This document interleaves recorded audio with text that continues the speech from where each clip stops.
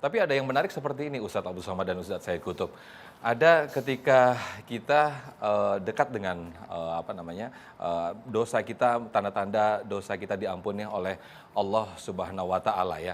Dengan kita selalu merasa untuk ini sepertinya tidak diampuni sama Allah, sehingga kita terus untuk berbuat baik, untuk terus berzikir. Tapi di sisi lain ada pemikiran, apakah itu termasuk bagian dari suudzon kita ke Allah? Karena kita merasa, aduh jangan-jangan dosa saya nggak diampuni. Akhirnya terus berbuat baik, terus berbuat baik. Itu bagaimana dengan sikap seperti itu? Ustadz Abdul Somad mungkin bisa dijawab, Ustadz. Mendekat kepada Allah itu seperti seekor burung yang terbang.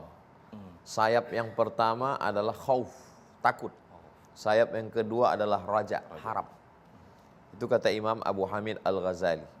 Sayap yang pertama adalah takut. Takut dosa tidak diampuni, takut maksiat merasuk ke hati, takut semua catatan dosa akan diperlihatkan nanti di hadapan, takut semua kesilapan, kesalahan kepada manusia akan dituntut di hadapan Allah. Tapi di balik rasa takut itu ada raja, ada selalu rasa harap, berharap supaya Allah menurunkan ampunan. Itu bukan suudzon kepada Allah, itu adalah perasaan yang ada dalam hati kita. Makanya kita minta rasa takut itu. Diajarkan Nabi, Allahumma qsim lana min khasyatika ma tahulu bainana wa baina ma'asik. Ya Allah, tanamkanlah rasa takut itu dalam hatiku. Bahkan puasa 30 hari ini pun tujuannya kalau kita baca ayat itu, ya ayyuhalladzina amanu kutiba alaikumusiyam kama kutiba alal ladzina min qablikum la'allakum tattaqun. Supaya ada rasa takut dalam hati.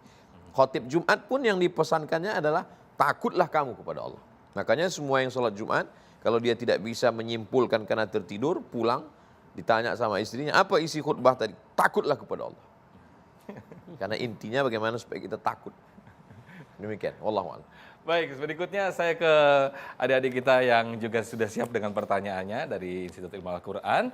Boleh berdiri silakan, nanti ada Ustadz Said Kutub akan menjawab. Boleh diperkenalkan namanya, silakan. Assalamualaikum Ustadz, perkenalkan nama saya Amalia Husna Islami. Saya ingin bertanya, jadi seorang muslim yang mengerjakan amal perbuatan soleh itu insya Allah akan mendapatkan pahala.